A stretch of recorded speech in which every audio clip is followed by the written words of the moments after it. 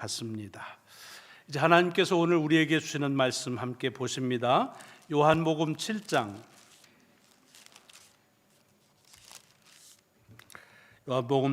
오늘은 37절부터 44절까지의 말씀입니다.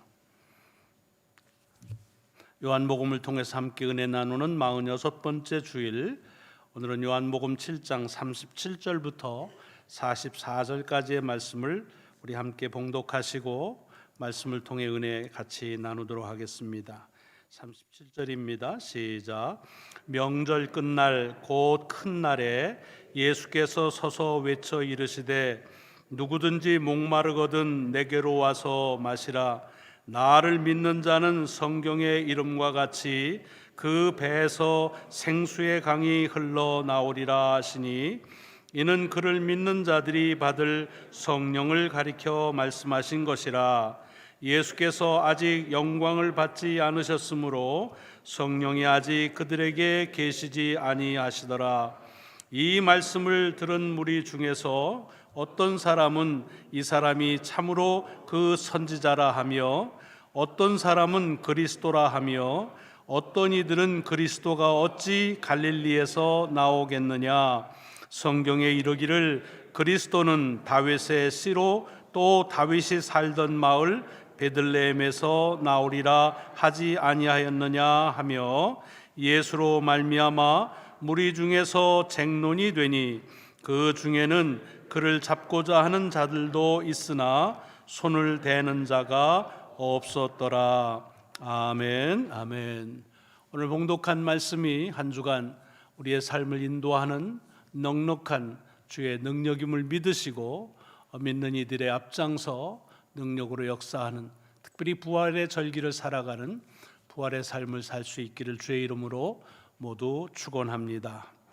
오늘 말씀을 이렇게 시작을 해보면, 오늘 말씀은 명절의 마지막 날에 일어난 일이라고 이렇게 전제가 되어져 있습니다.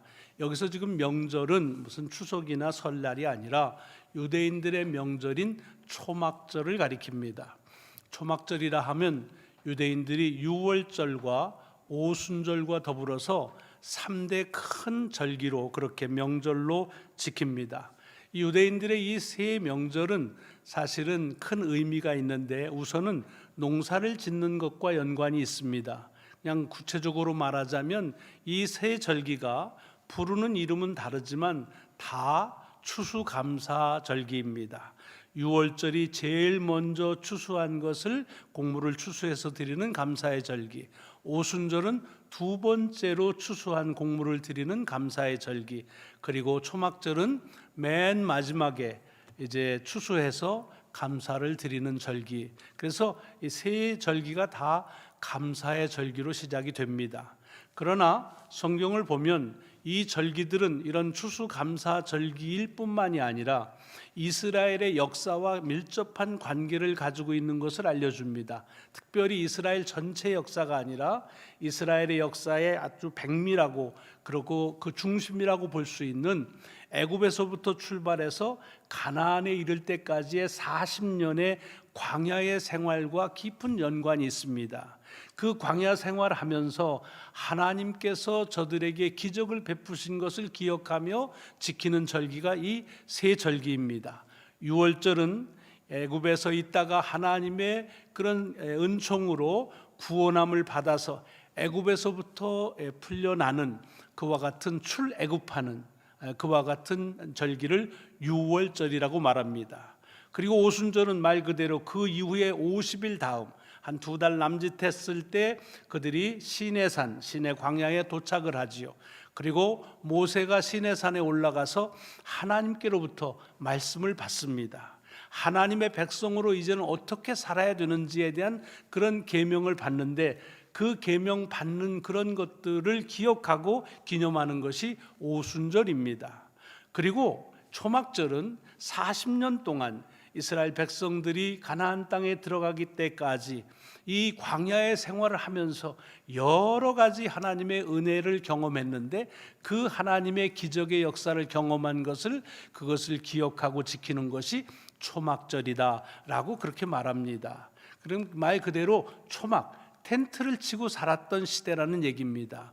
그래서 지금도 유대인들은 이 초막절이 되면 아마 우리 몽고메리 카운티의 여러분 이웃 중에서는 아파트 베란다에다가 이 초막절이 되면 유대인 분들은 이렇게 텐트를 칩니다. 뭐 여러 가지로. 그러고서 일주일 동안을 거기에 삽니다. 아니면은 앞마당에다 치거나 어디에 이렇게 저쪽에 보면은 그 쇼핑센터 주차장에 그렇게 이제 텐트를 치고 일주일을 사시기도 합니다.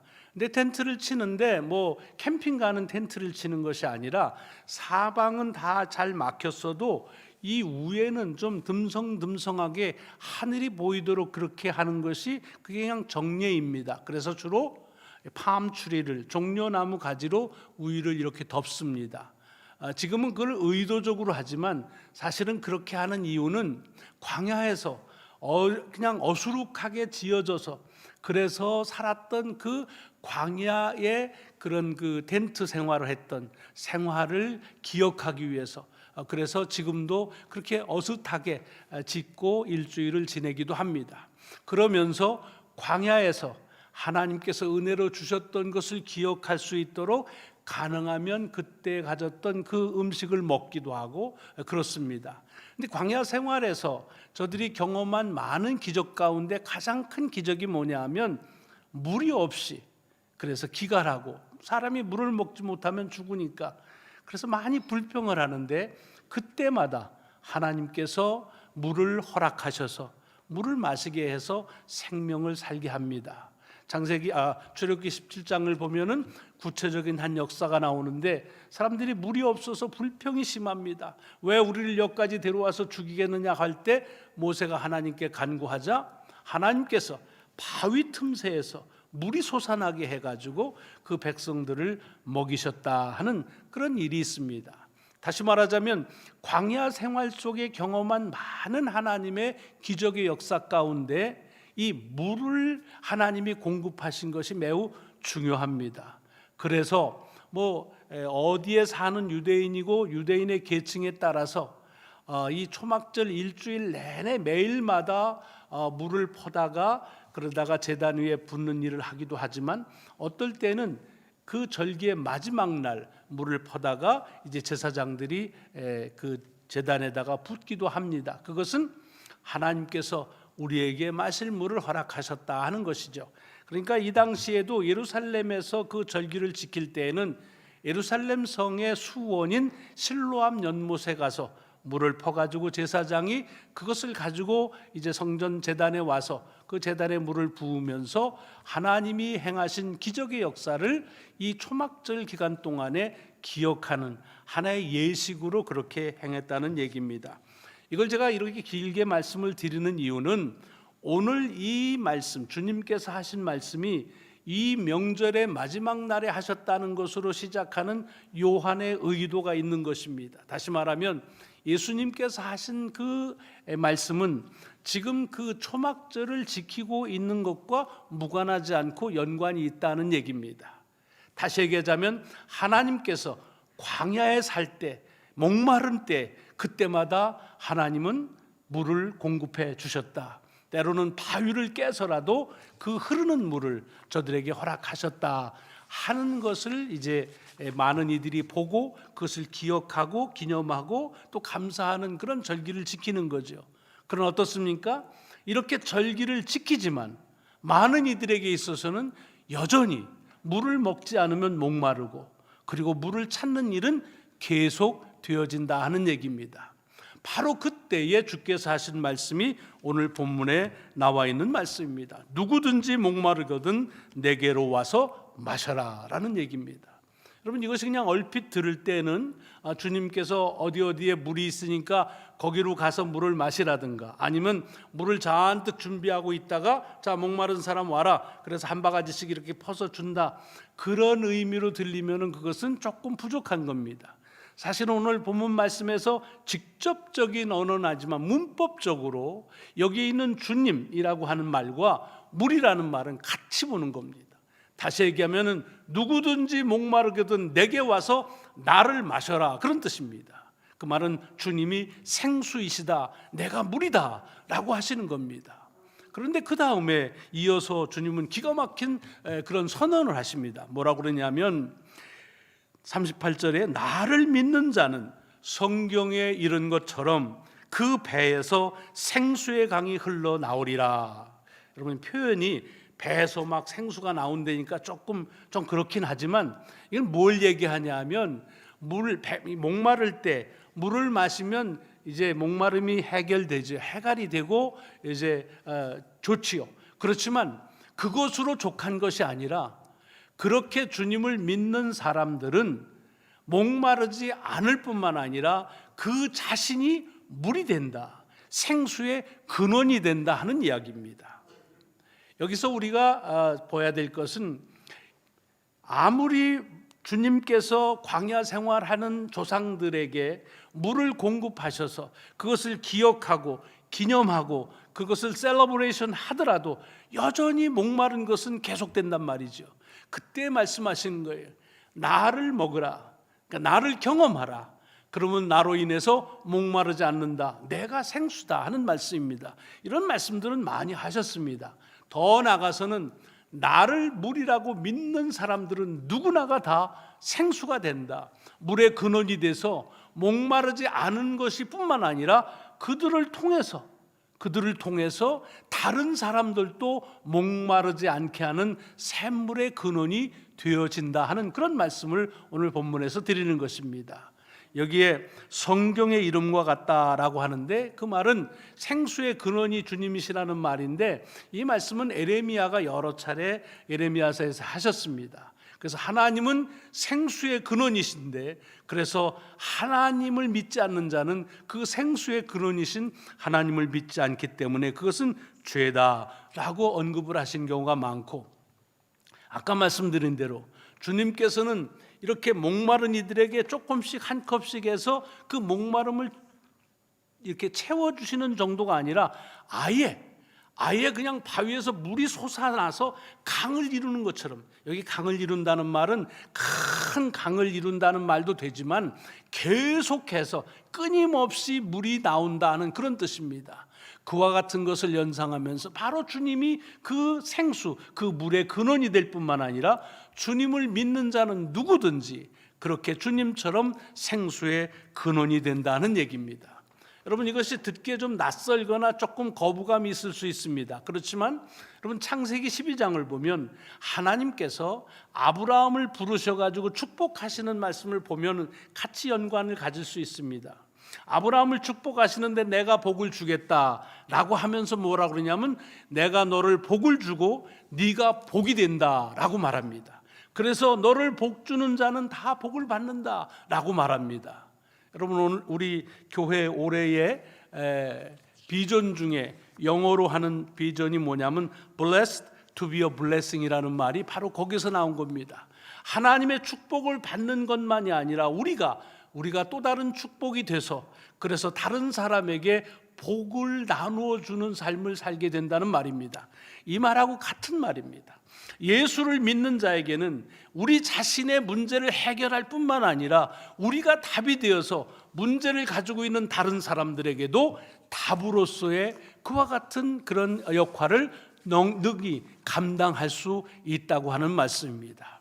복을 받을 뿐만 아니라 우리가 복이 되는 것처럼 물을 마실 뿐만 아니라 우리로 물의 근원이 되고 물을 통해서 다른 사람의 목마름도 채워줄 수 있게 된다고 하는 것을 주님께서 말씀하신 것이 오늘 본문입니다. 자, 그렇다면 오늘이 부활절입니다. 이 부활절에 왜 이 말씀을 주시나?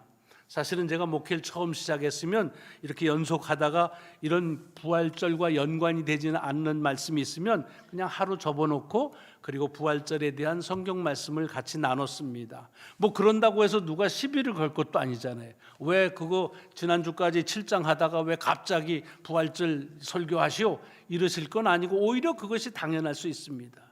근데 주님께서 왜 이 부활절에 이 요한복음 중에서 7장 37절부터 시작되는 이 말씀을 허락하시나? 말씀을 생각하고 들으려고 했을 때 그 가운데 담겨져 있는 귀한 도전과 가르침이 있는 겁니다. 여러분, 부활절이 어느 절기입니까? 우리는 지금 예수께서 죽으시고 사흘 만에 음부의 권세에서 벗어나서 다시 부활하셨다는 예수 그리스도의 부활을 셀레브레하고 기억하고 기념하고 예배하고 감사하는 절기가 부활절기입니다. 그렇지요. 근데 어떻습니까? 부활절기를 저희들이 예배를 드리면서도 여전히 우리는 죽는다는 것입니다. 부활절 예배를 아무리 감동적으로 해도 우리는 죽는다고 그럴 때 이것이 우리로 하여금 괴리에 빠지게도 하고 신앙적인 의구심을 갖게도 한다는 말씀입니다. 자, 그런 말씀은 무슨 뜻이냐? 오늘 여기 초막절이 옛날 광야 생활하던 이스라엘의 조상들에게 하나님께서 그 물이 없어서 갈급하던 이들에게 물을 주실 뿐만 아니라 그 바위로 샘이 솟게 해서 넉넉하게 물을 마시게 한 것을 기억하고 기념하는 절기로만 끝나는 것이 아니라 주님께서는 그 절기에 바로 그 물의 생수의 근원이 나다. 그리고 나를 믿는 자들은 나처럼 물의 근원, 생수의 근원이 되는 삶을 살아서 너희들뿐만 아니라 다른 사람들도 그렇게 갈급한 것들을 해결할 수 있는 물로서의 삶을 살아갈 수 있다고 하는 말씀을 드린다고 한다면, 이것을 똑같이 대비해서 오늘 이 부활절에 예수께서 2000년 전 죽음에서 부활하신 것을 기억하고 이것을 축하하고 감사하는 예배를 드리면서 여전히 우리가 죽는 것을 그대로 이어가는 것이 아니라, 주님께서 말씀하셨죠. 나는 부활이고 생명이다. 요한복음 11장에 보면은 주님께서 나사로를 살리실 때 얘기했습니다. 거기에 나는 부활이요 생명이니 나를 믿는 자는 죽지 아니하고 죽어도 영원히 다시 살 것이다 라고 하는 말씀을 하신 것, 바로 그 말씀처럼 주님을 부활로 믿으시는 분들은 바로 오늘 우리도 부활이 되는 삶을 산다고 하는 얘기입니다.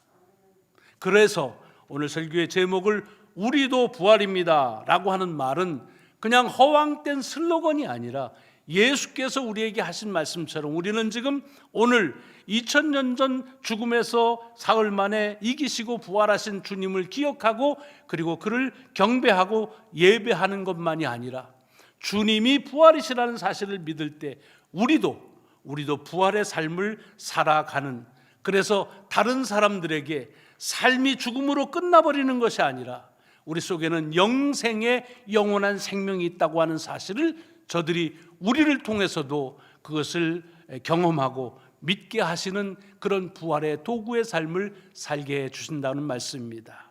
오늘 이 부활의 아침, 부활절에 함께 예배하시는 우리 모두에게 주님은 분명히 말씀하십니다. 나는 부활이고 나는 생명이다. 그리고 나를 믿는 자는 누구든지 그도 부활이요 그도 생명이다. 그래서 죽은 자들에게 생명의 근원을 그리고 부활의 그 근거를 외치면서 살아가야 하고 또 살아갈 수 있다고 하는 사실을 이 아침 우리에게 주십니다.